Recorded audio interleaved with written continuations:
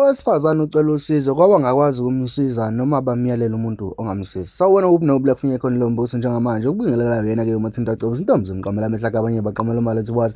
Nganabethu ungabe usuku lakho lokuqala langicetha enze ukulungela upresse u-subscribe button, share uphinde comment ukhuluna konke uma usubscribe ayikho kuhamba so senze ukuthi ube wena oqala uthola notification uma sekufakele video phambili.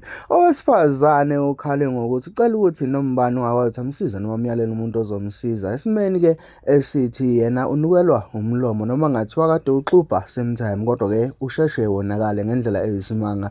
Ukhale nangokuthi noma ethola umahlekisane wakhe usheshe adlule ngoba akekho umuntu owazi ukubekezelela lo mlomo wakhe osunuka. Uchazile wathi usehambe zonke iy'ndawo abezazi noma-ke abantu abamyalela kuzona kodwa-ke usizo akaze alithole esingazi noma-ke iyinto yendalo noma-ke kuyinto emvelele esemdala. Mlaleli wami ngiyazi ukuthi sewujahile kuyizwela sisi eyikhulumela ngaphandle umosha isikhathi sakho ngiyacela ukuthi upresse u-like ukuze njalo nje masiphosta amavidiyo uzothola i-special notification. Bamba nayi ividiyo sisi echaze bese-ke uyasho ukuthi cha uma ungakwazi ukumsiza noma-ke uma umazi umuntu ongamsiza engamthola kanjani sikwazi ukuthi simyalele la umyalela khona. Sanibonani.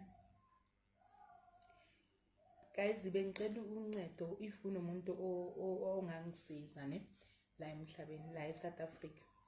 So mina ngine problem ye bad breath. Noma ngageza amazinyo ngayenzani guys? Kuyasifanela.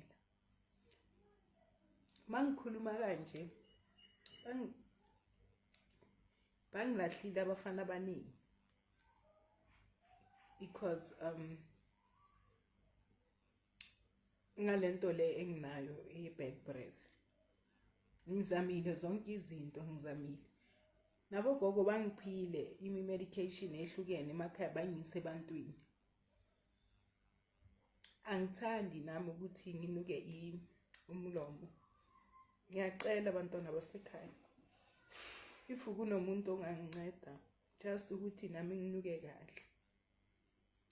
Akuna into ezisubuhlungu ukuthi uqabuze umuntu abheke emasayitini. Ngicela ningisize.